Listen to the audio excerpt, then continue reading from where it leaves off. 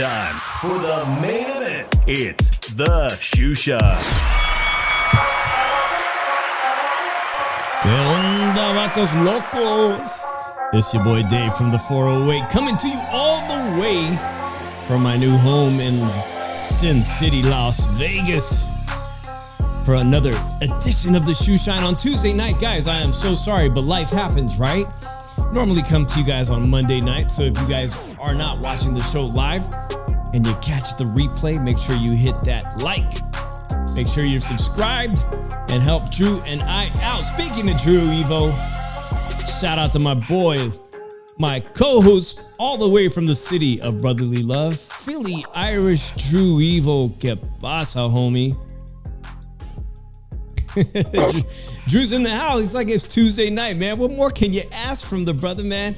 And Drew, Philadelphia must be feeling good in the world of boxing, because I really think, man, Philadelphia is back on the map with the number one contender in the welterweight division. And out of the three guys, we're going to get to Boots Ennis, but out of those three contenders that looked really good, Virgil Ortiz, Boots Ennis, and Connor the Cheat Ben, there's only one guy standing left, man, and it looks like he's going to take over that division as we anticipate a July 29th showdown of the two unified champions right here in the city of Las Vegas. I'm excited about it.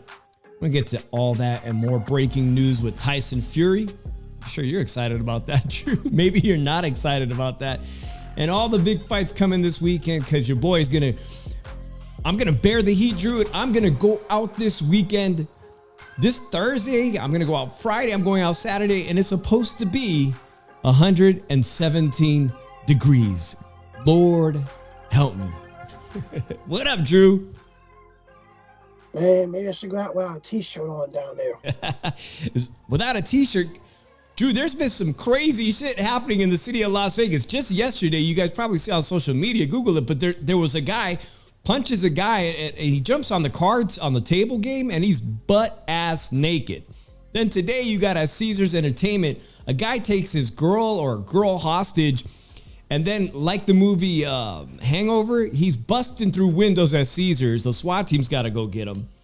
And don't get me started on all the pimps and hoes in Las Vegas, Drew. Guys, listen, guys, all the single guys. I'm a married man, but let me tell you something. If you're coming to these fights, it's one thing to go to the strip club. You know, my wife and I enjoy that too. It's another thing to get yourself involved with these pimps and hoes, because in this past month, one dude was straight up murdered at Caesars by two girls under 21. And just a couple days ago, pimps and hoes stabbed a dude and left him for dead at the MGM Grand. So y'all gotta be careful, very wary of the ladies of the night out here in Las Vegas, because, man, it's a hot summer, man. And I'm not saying it's a hot girl summer. It's hot out here. People are going buck wild crazy. So if you're coming to the fights, enjoy yourself, but be safe. By all means, be safe. Let's get into the show. Drew, happy to have you. We talked about Philadelphia. I talked about Boots Ennis. I was very pleased. And if you guys want to chime in, this phone line is active at 702-710-3627. Where is everybody? Nobody knows we were going live, but that's all good, man. We're going to do the show nonetheless. Drew, all right. I need your input, because this weekend we were supposed to see the two top contenders in the welterweight division. Virgil Ortiz out of Texas was supposed to headline the DAZN card with Oscar De La Hoya against Stanionis, a fight that had been postponed now 3 times, Drew. And just days before the fight, we hear horrible news. Later, we hear news that the guy had to be resuscitated by his team. Resuscitated, CPR, meaning the guy almost died, Drew. Died what? Making weight? Died of that rare disease that I can't even pronounce that has been lingering and affecting him. At 147 pounds, Drew, I saw a picture of him from his training camp with the former champion Castaño at 154 pounds. Dude looked like he was a middleweight or even bigger than that, right? So everyone could speculate on him cutting weight. He's way too big for 147, Drew. But, man, let me know what you think, Drew. Is he done? Is Virgil Ortiz done? Or does he just need to move up in weight? Or after 3 attempts to make a fight at 147, is something seriously wrong? I'll look at it like this. Like, it doesn't matter moving up in weight, because you still got to cut weight at the end of the day. So I think someone should sit him down. His team needs to sit him down and say, "Yo, you need to think of something else. This is too much of a risk for you to do this." And he needs to choose something else because this isn't for him. He can't box like this. Well, something's happening in his training camps is making him gravely ill to the point where they said they had to resuscitate him. I think his dad. I think they need to retire. He needs to retire. Like, if Oscar got to look at it like this and sit this dude down and say, "Yo, I got to do. I don't. You can continue boxing if you want, but I'm not going to have a part of it." And because I think if you continue trying to do this, you're going to kill yourself, or you're not. Or you're going to be able to do this for a certain amount of time, and when you get to an older age, you're not going to get. You're going to be like you're going to be horrible by the time you're like in your 40s or something. And like, I think if Oscar really showed that he cared about the fighter, he would sit him and his team down and say, "Yo, I think it's time for him to think about what to do outside of boxing." Like this is really the fourth time this was called off. 3 of them was because of Virgil Ortiz. 1 was because of Stanionis. But like, this really fucked up a lot of things financially for the card Saturday night. Yeah, it did. I actually really enjoyed watching Jojo Diaz, who I thought would be elevated to co-main, Drew, but he came in at 142 pounds. The attention, Oscar didn't even know. He's like, damn, I hope they don't talk about Jojo again. And Jojo didn't get promoted to be the main event, but he actually, against his opponent, put on the best performance, one of the better performances of the night. In my opinion, maybe Jojo Diaz, he needs to permanently move up to 140, but he actually contested the fight, ended up at welterweight. And it was Schofield, a protege and a young prospect that Oscar has high hopes for as a lightweight that got promoted to the main event and was just kind of a clinical, boring fight of a young contender against a 35-year-old aging veteran who gave him rounds, who gave him work, but it wasn't something to put like, even that I have to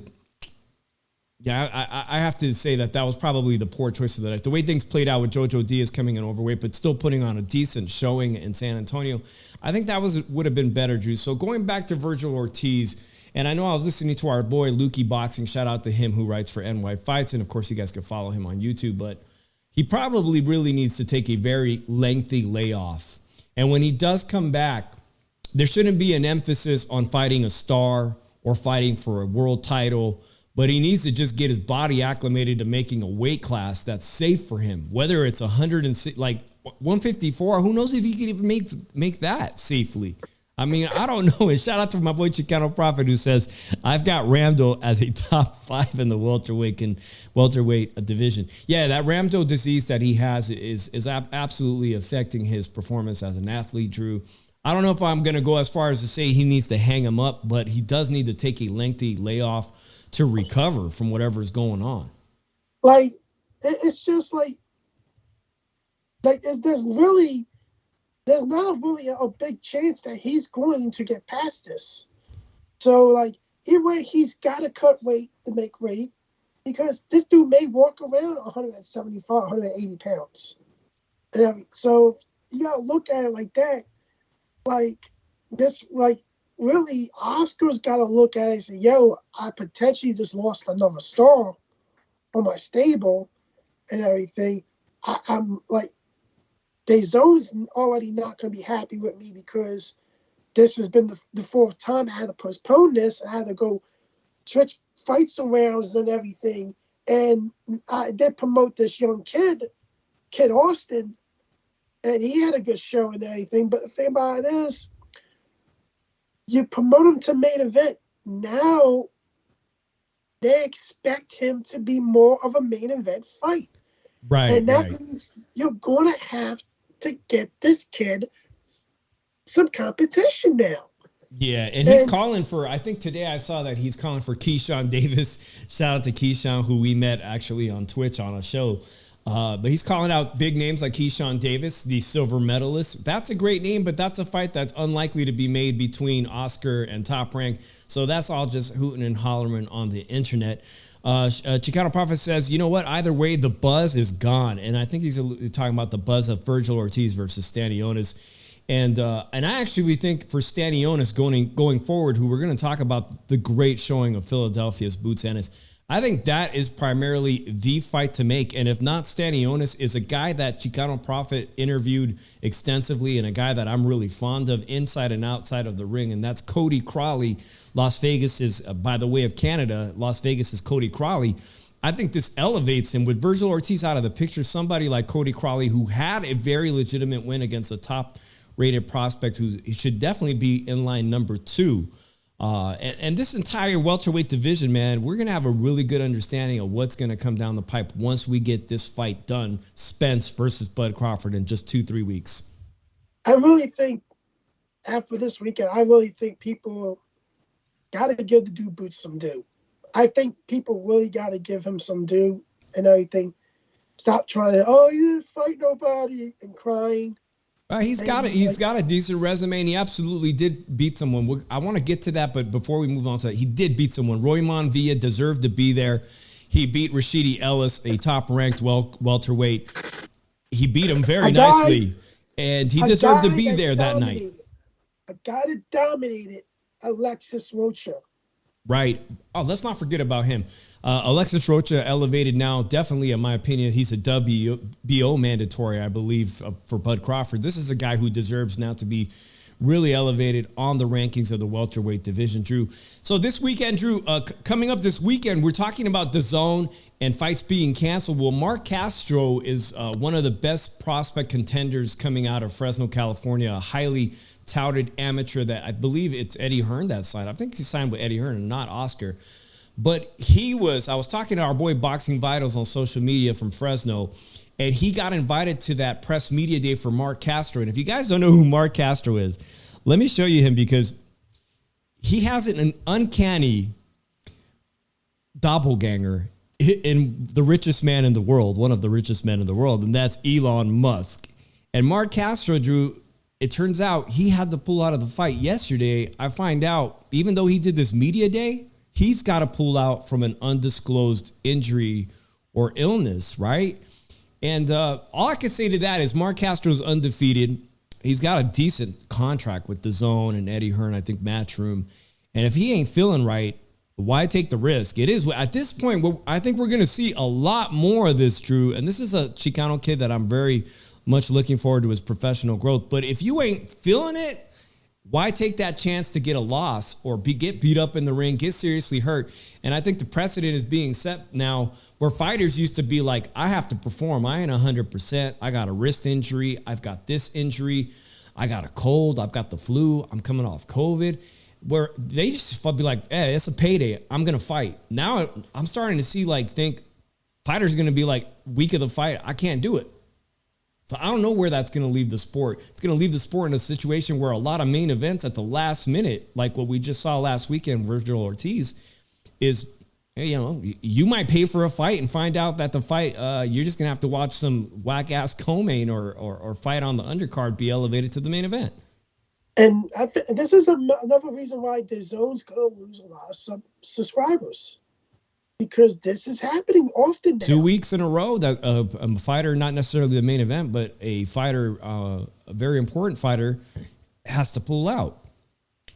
And the thing about it is, you would think DAZN wants to do something for the people that should have subs. Say, hey, you were supposed to have this fight and everything. This fight didn't happen. How about we give you some credit towards the next pay-per-view and everything? Here's the thing. I said once Canelo left his own, this was going to be a downhill stretch. And really, this is really not going to be worth an app to get to subscribe to, because fighters kept going out, or there's just bad cards and everything. A lot of the cards that take place over in the UK for Matchroom is like the quality of Queensberry, if you look at it. But Queensberry Promotions. Like it's horrible, man. And like I'm really, I'm glad I'm not subscribed to it no more. And I really tell people, yo, be smart. Don't waste your money in the zone. Well, They Drew, really, they got me. They got me. I will say this about the zone. This weekend, there is a guy that I do enjoy watching his professional development, and that's Diego Pacheco, 168-pound contender, in my opinion, in the super middleweight division. He also happens to be trained by David Benavidez' his father, El Roja Bandera, and I think he's coming along fantastic, Drew. He took on a tough Mexican guy, and this Mexican guy came to bang, but the problem with that is not only does Diego Pacheco have extremely good reach, but he knows how to use it, and he's boxing quite beautifully. But if you do dare to get on inside on the guy's going to punish you. As you can see here, he can use both hands with power, and his development is coming along fantastic. And I don't think there's a better sparring partner to be in camp with than former WBC super middleweight champ David Benavidez, man. This development for this South Central kid, he could be a future star in the super middleweight division, a division that is stacked with people like Caleb Plant and Boo Boo Andrade, Canelo Alvarez sitting at the top. You got David Morrell, you've got David Benavidez. But at the bottom of this, man, developing nicely under the radar is this kid from South Central, man. And with that height and reach, he's going to be trouble for a lot of people. Dave, I just got one question to ask you. And like, did the zone at least offer you a cigarette after they fucked you? Because you could at least have a cigarette after you get fucked. I know, like, man. Seriously. It's hard to say there's a lot of value in what they offer nowadays, especially with smaller promotional companies like Pro Box TV performing on YouTube.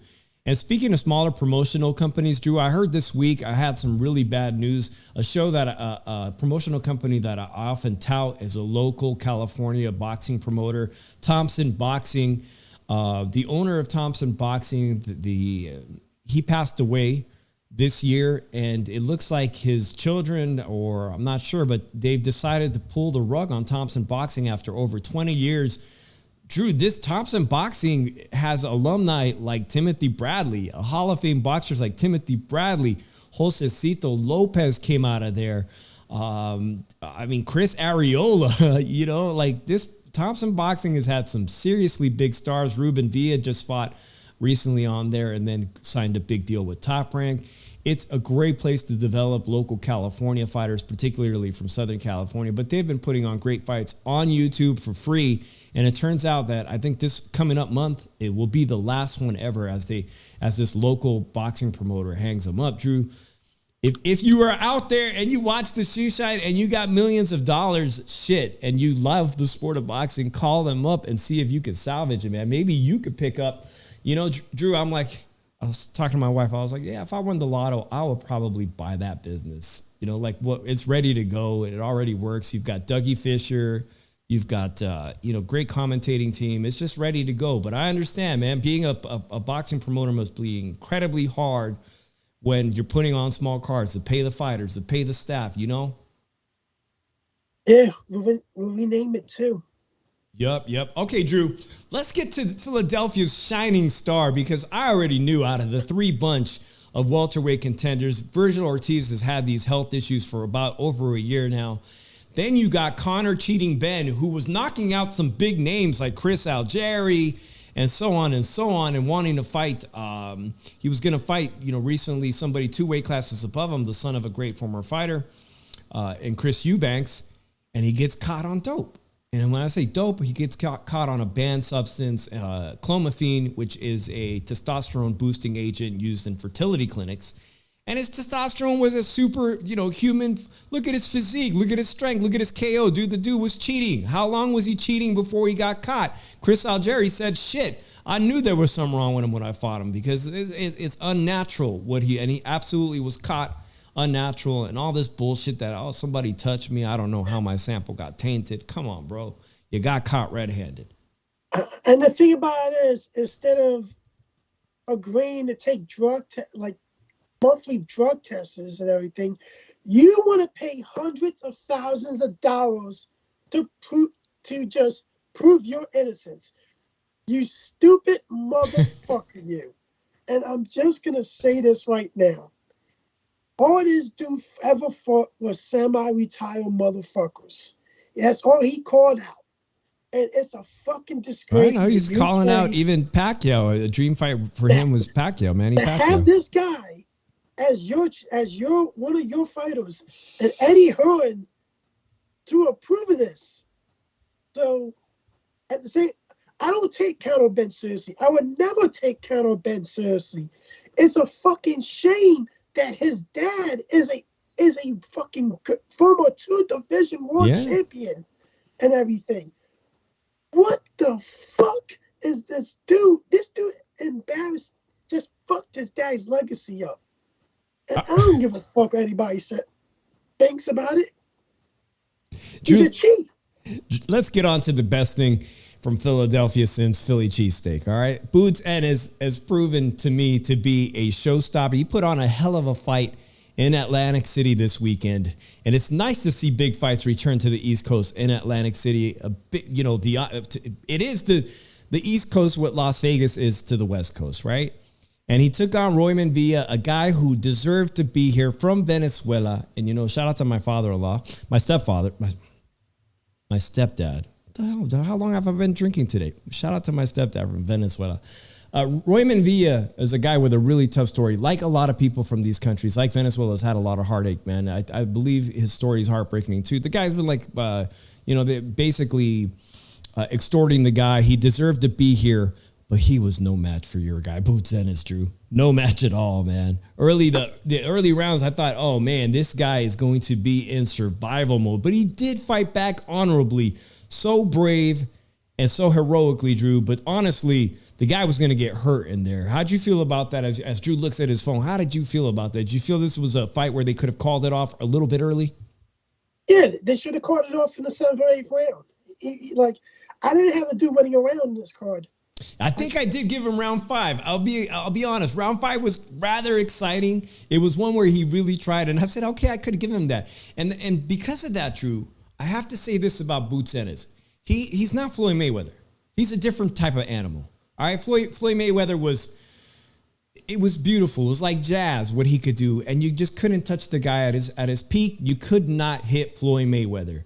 Boots Ennis doesn't have that, but he's got a lot of other great things. Like Bud Crawford, man, he's got power in both hands, and he can switch it up, fight southpaw, fight orthodox. When you do catch him, when you do hit him, he just loves it, man. He gets excited, and it's like, I'm going to put the beat down on you, and it's really exciting to see. And exciting to see.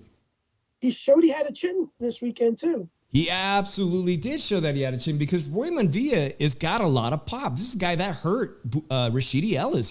He hurt him. He's got significant pop. He's got significant amount of KOs. He was a dangerous opponent in there on Saturday night, but there's levels to this. And Boots Ennis is simply levels above everybody that's been put in front of him. You could say that his record is embellished, but guys, he's working with what they'll, he's not signed exclusively to Al Heyman, and that was his big problem through this career. He's not signed exclusively to PBC. He's got to deal with Showtime. He's got a different promoter. You can't force people to want to fight the boogeyman in the welter division. And that's the fucked up thing. They want to bitch and moan about, oh, this dude hasn't fought nobody. But they want to praise someone like Jaime Mejia. Come on now, dude. Yeah, cry me a fucking river. Well, I'm eagerly awaiting and anticipating what's going to happen July 29th right here in the city of Las Vegas as Terrence Bud Crawford and Errol Spence, the two unified champions, come toe-to-toe to find out who the world's best welterweight is. And I'm just going to say this right now, man. I'm riding with Terrence Bud Crawford winning this fight, guys. We'll get to our analysis of that later on this month. But Terrence Bud Crawford, now that Jermell Charlo at 154 is going to fight Canelo right here in Las Vegas, September 30th, okay, the end of the month, the end of September, Jermell Charlo is not going to go back to defend all 4 of his titles. And there's something when Terrence Bud Crawford defeats Errol Spence, to become undisputed in 2 weight divisions, how do you top a career like that off in the history books of boxing? There's only one way, Drew, and that's to go for one of these vacant belts at 154. I hate to say it, I don't think Boots Ennis ever fights somebody like Terrence Bud Crawford because, quite honestly, he ain't even on the dude's radar. Like, when you're a superstar of Terrence Bud Crawford's you know what I'm saying? He ain't going to take the risk and stay at 147 to defend against. Why? When your legacies, you've already done so much incredible things. It's what we find ourselves with Canelo, not necessarily taking on the most difficult challenges because he can do that. And I think Terrence Bud Crawford is going to simply vacate that, write it up as I became undisputed in 2 divisions. And now I'm going to go at the age of 35, 36 for one more title and one more division. And quite honestly, it's going to be easy work for Terrence Crawford to move up to 154 to fight for one of those vacant titles. You know, there's one of them's going to be up for, I mean, if Raleigh Romero could become a world champion and not even ranked, Terrence Crawford could do it. All right, I know I'm going to get hate from the Errol Spence fans, but we're 3 weeks away from that. I'm just speculating. I'm simply speculating. You know what? I really look at it like this. I come on here every Monday, every Tuesday, sometimes, Dave. And I talk a lot of shit, and a lot of people don't like what I say. And to tell you the truth, I absolutely don't give a fuck if people don't like my takes. I don't come on here to fucking kiss anybody's ass in the chat or people that watch this like other fucking people of the YBTC just so they can get some views and everything. I keep it 100. If you don't like what I say, oh fucking well. Cry me a fucking river. But I think Terrence Crawford stops Errol Spence late in this fight. Boots is going to be the future of the welterweight division, but he can also move up to 154 now and say, hey, when after these guys fight, and I'm already established at 154, they're coming to me. I'm not coming to them now. They're coming to me. They're going to have to fight me for a vacated belt and everything. And I just really look at it like this. People got to give the dude his fucking due now.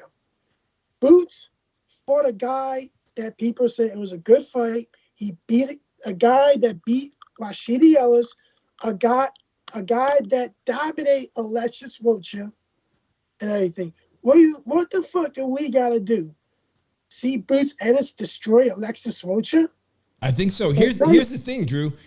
Shout out to Remy, who's a great supporter of the show. I appreciate you. He says Boots is very good, but not elite yet, and I hope he'll get there. And there's so many people that feel that way. But if you look at the landscape of the welterweight division, aside from the old faded stars, and I mean like Keith Thurman, Manny Pacquiao, semi-retired, those kind of people, those people aren't challenges to somebody like Boots Ennis because they're just over their hill. They're past their prime. So when you look at the current crop of young welterweight contenders, the elite contenders, Alexis Rocha, Cody Crawley, Stanionis, Virgil Ortiz, Conor Benn, if Boots beats those guys, the same criticism will be applied and be like, well, who was Cody Crawley? Well, who was Stanionis, a European level fighter who's also, you know what I mean? It's not until he gets the belt and starts defending it that I think he's going to get his due respect. I think that's what it is. Until he gets one of those titles and starts defending it is when people will finally, he put on the show. He did what he was required to do. I'm headlining. I'm going to put on a show in Atlantic City like the old school fighters used to do there. And he put on a great show. So I'm fairly confident if and when he does become world champion, he'll finally get his due, his credit due. And it won't be against the big names of yesteryear. It'll be against names of today, guys. You know, guys moving up from 140 to 147, the Stanionises that are current welterweights, those guys. And hopefully then you guys will appreciate him because, to be honest, I look at Spence's record and I don't know who Spence has fought. Who has he fought at 147? Mikey Garcia's? You know, the same could be said against Terrence Crawford. Who has he fought when he was with Top Rank? They didn't exactly put him up against the world's finest welterweights. You know, it was hard to match him up. He had the same problem at Top Rank. He couldn't get Bob to get him decent opponents. He couldn't, a guy who had just been shot, David Benavidez' brother, guy with a bullet still left in his leg. I mean, Kavalauskas, a European hard-hitting fringe contender. I mean, same shit with those guys. It's not like they was fighting the killers.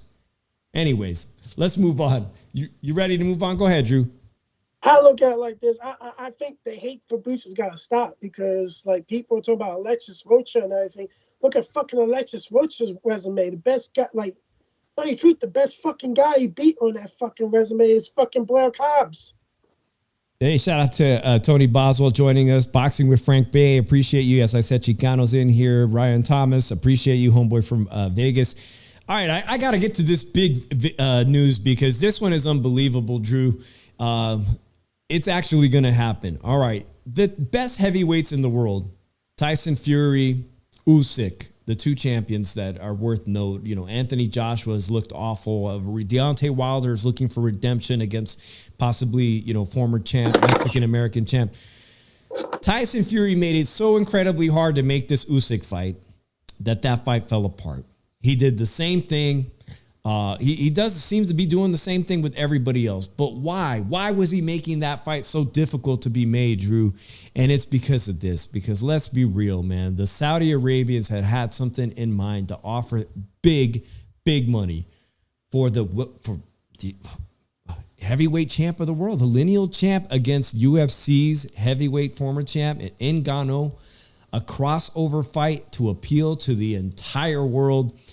And even his promoter, Drew, Fury's promotions company, cannot let us know if this fight is going to be an exhibition.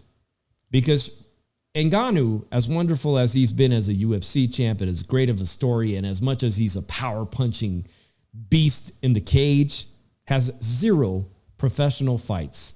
All right, so they won't even let you know if this thing is going to be an exhibition because they don't want to ruin the appeal of this tremendous crossover international fight. But let's be real and let's call it what it is, guys. They're about to bamboozle the entire world and make you think that you're watching a professional boxing match when what it really is going to be a glorified WWE style crossover promotion between a former great UFC champion and the lineal heavyweight champ, Gypsy King. And it's going to happen. And ain't nothing we can do about it, Drew. 10 rounds. The WBC said, it's cool. We'll let you slide.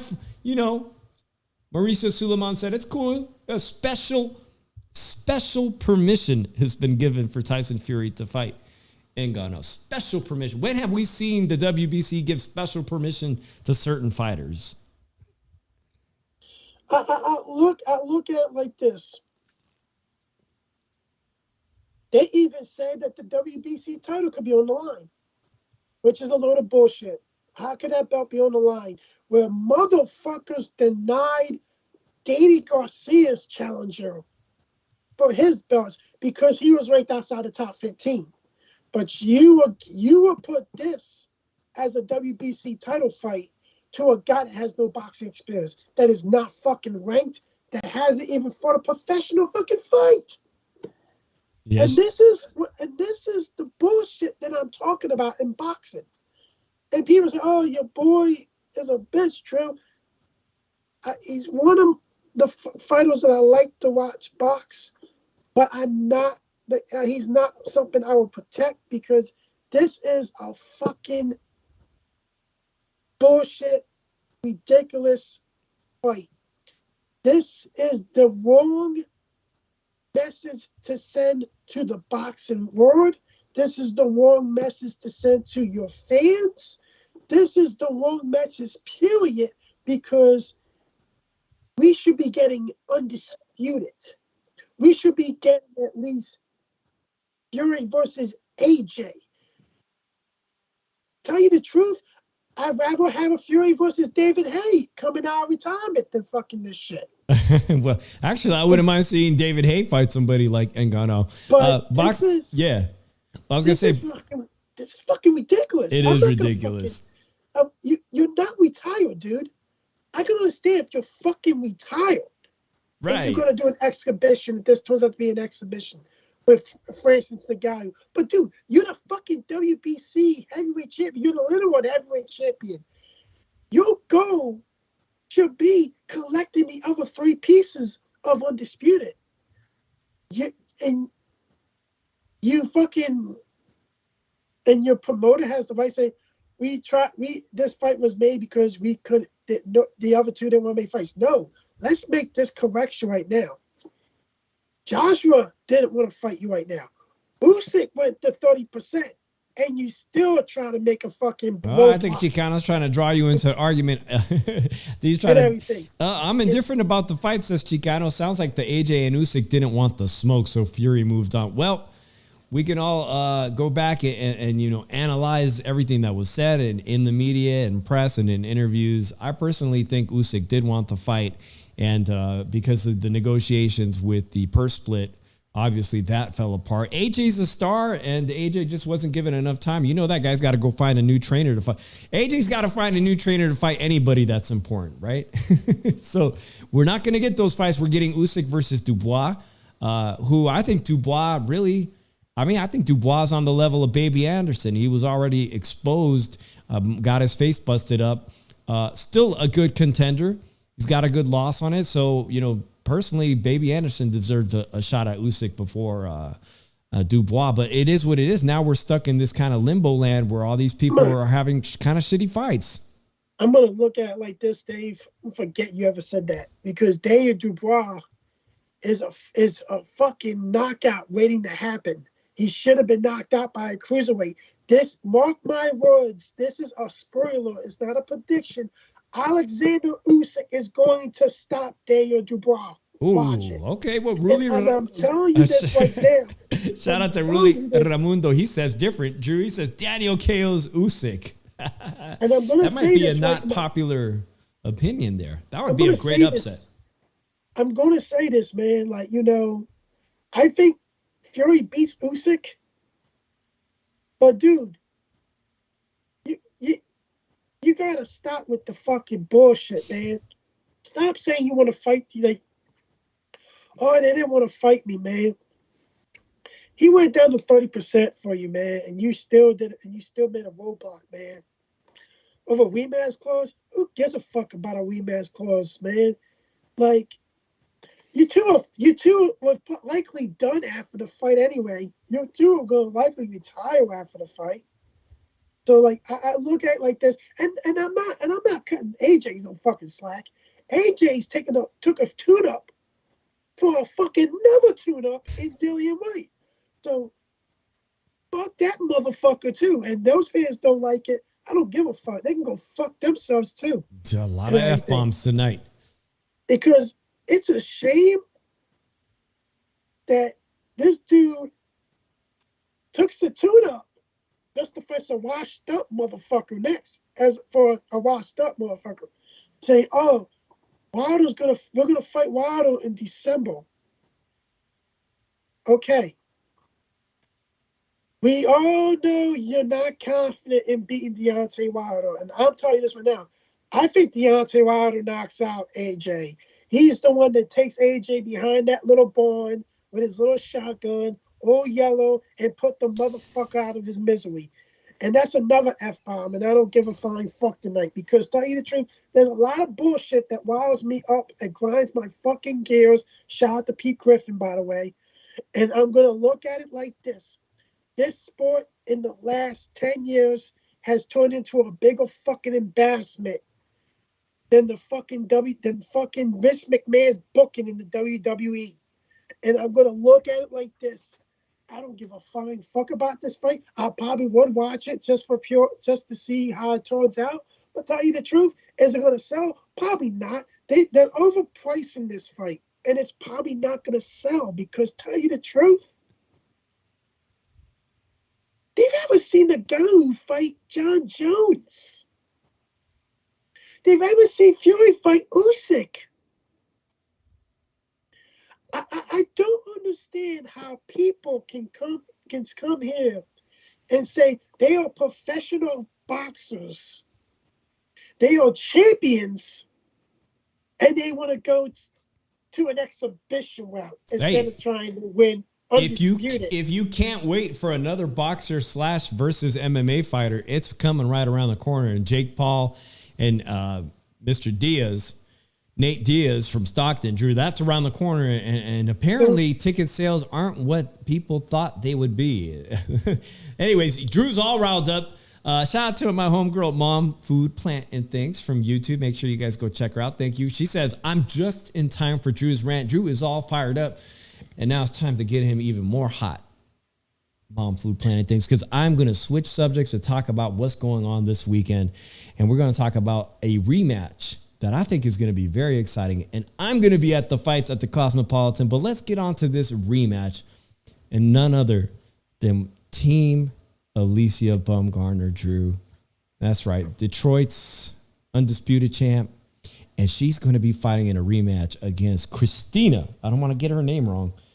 Christina Lindau Tao, a woman who is the only woman to have beat Alicia, Drew.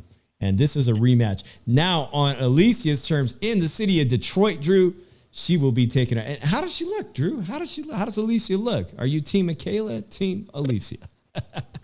Team Alicia, come on now. All right, guys. Alicia, like I said, guys, now undisputed, everything is on the line against a woman she desperately wants to rematch. And this is going to be this weekend, Alicia versus... Let's be very clear. Christina is a former world champion. Okay, she's a former world champ. So you know she's got a lot to prove, not only to get some titles back, but she already beat Alicia. And for Alicia, man, she's right. She can't be riding higher than this, Drew. There's calls for her to fight all kinds of people. Of course, Michaela Mayer wants that rematch really bad. A great performance by Alicia this weekend, dominating someone who beat her, is just going to elevate her stardom even more so. So as far as women's boxing go, guys, I'll have to watch this on replay on Sunday or maybe tune in later because quite honestly, I'm going to be at the fight. I'm going to be at the Cosmopolitan. The other fights over here on this West Coast side, Drew. Let's talk about this Saturday night. Frank Martin, the lightweight contender, trained by Derek James, which happens to be Errol Spence's trainer, happens to be Ryan Garcia's trainer as well, happens to be Jermell Charlo. He has got, did I mention he's, as far as I know, he's Anthony Joshua's trainer too. And I'm pretty damn sure that Errol Spence will be in the building, in the Cosmopolitan. It only seats like 4,000. A shout out to my friend Fonzie and Carol, our beautiful friends out here in Vegas that are going to be going to that fight with us. And if you are at the fight, at the Cosmo, if you're there, come up to me and say hello, man. Let me know that you guys have watched the Shoe Shine. Show me some love. I'll show it right back, man. We can get some drinks and whatnot, Drew. This fight, Frank Martin is fighting Artem Harutyunyan. I think I'm getting his, and the guy, I mean, he's a European fighter, Drew. It's a main event. Sometimes these guys deliver, man, and they bring good fights. But even more of that, I'm excited about this card is that Nonito Donaire, Filipino legend, the Filipino Flash out of the Bay Area at 40 years old, will be fighting a tough Mexican guy for the vacant WBC Bantamweight championship. And like I mentioned earlier tonight, go check out our boy Lukey Boxing on nyfights.com. Or he wrote a great article about Nonito at proboxtv.com about the greatest wins. And I can go way back. I've been following Nonito for almost 20 years, bro. And I can remember great fights. I went to one great fights that seems like an eternity ago against Fernando Montiel, Drew. And this was a fight against a great Mexican champion where Nonito Donaire was the underdog. And I told my wife, I'm going to go to the bathroom because you know what? These freaking, main events take forever to start. And that fight ended, I believe, in the very first or second round. And I almost missed it. I just caught the knockout as I was coming back from meeting Floyd Mayweather Sr. And if y'all seen that picture that I put up before, I was very excited. It was not the first time I met Floyd Mayweather Sr. I actually met him that night, some 15 years ago practically, at the Mandalay Bay, and almost missed Nonito Donaire's knockout of Fernando Montiel, a great boxing family out of Mexico, the Montiels. Almost missed it, Drew. The one time I went to go see Nonito Donaire fight. And those were the good days for Nonito Donaire, man. You know how he became pound for pound? He became a sensation. Pound for pound, number one. I look at it like this, first of all, if anybody goes see Dave and you want an autograph, if you ask him, can you get Drew to give me an autograph? Dave's gonna give you my Cash App. Okay, you give me the money, and I'll give you a picture of me signing something for you, and we'll call it a fucking day. On that tip, real quick, guys, make sure you hit the subscribe button because I got great news for our channel. I've long said, I've got a busy life, busy career, just moved here. And I've not always put the best effort into our channel's growth. I let it happen organically. The people who do follow us, people who invite me and Drew to be on other shows, it's always great. It's always great meeting people in the industry. But I heard YouTube is dropping the monetization model, Drew, and it looks like you and I are going to be eligible to be monetized pretty damn soon. So you could help us out by definitely making sure you're subscribed and hitting the like button because, Drew, it looks like we're going to be pretty close to being monetized pretty soon as they've dropped the requirements for monetization. So that's exciting news. I'm really, really excited to go to the Cosmopolitan this Saturday night. I'm going to go straight from my Uber straight into the casino, bro, because it's going to be 117 degrees. And my California ass ain't built for that shit. I ain't built for that heat. All right, Drew, let me know some of your picks this weekend. Alicia Baumgartner, does she get past? In case you forgot Alicia Baumgartner, does she get past the one woman who's beat her? There goes hot too. Oh, how did I know you was going to say that, man? I was reading the comments. I'm reading the comments, and guys are like, oh, I don't know who to pick. I'm styled. Now, Alicia wins this fight.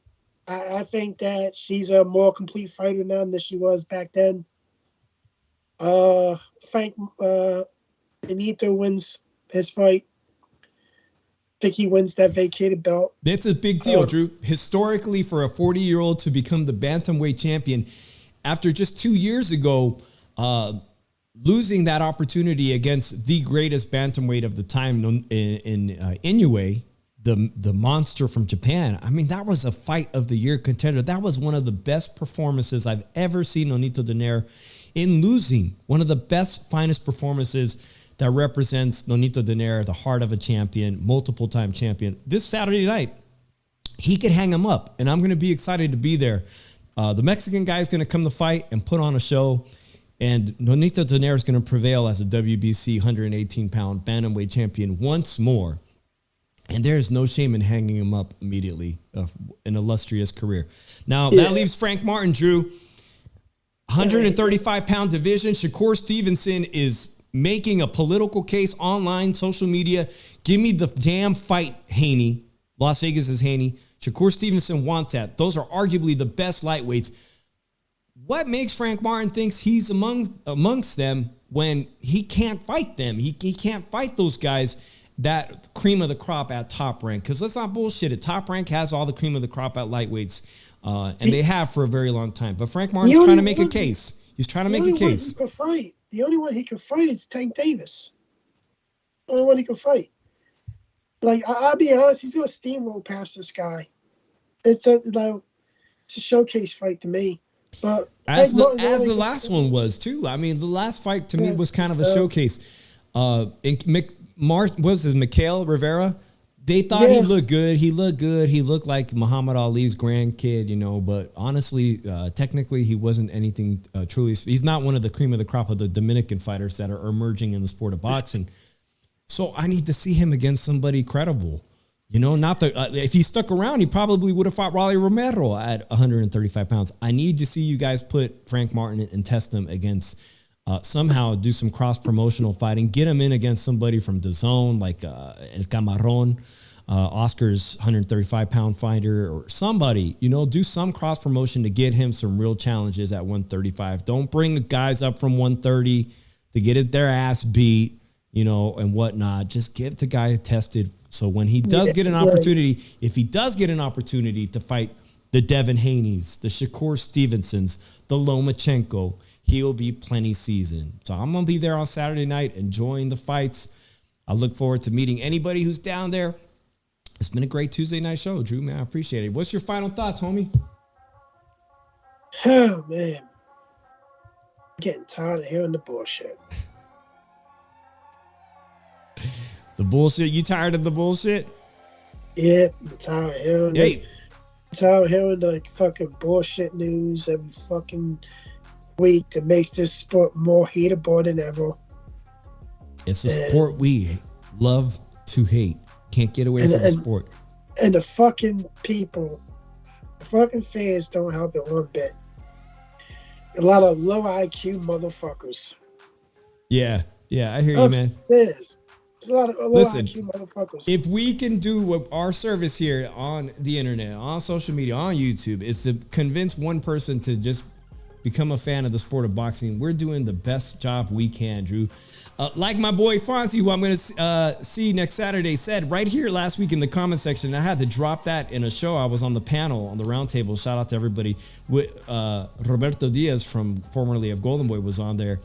I told the story that Fonzie said his girl had a boxing orgasm at the Munhia versus Derby. Yeah, a boxing orgasm. That says a lot. That says a lot. Read into it however you guys want to. That says a lot for a woman to say, I love the sport. That was great. That was a bring me back to the fights. Let's go back. Let's go see another fight. Then, one by one, despite saying we hate the sport of boxing at times, we love it. And we just want to make the audience grow and keep the sport alive. That's the best we could do right here on the Shoe Shine. I appreciate everybody. Yeah, really. Fonzie's birthday's today. Shout out to Fonzie, 619. We'll see him on Saturday night. To everybody who watches us, we'll be back Monday night to discuss all the great things in the sport of boxing. I appreciate you. Make sure you hit that like, share it if you don't mind on social media. Drew and I will see you next week. Peace out, everybody.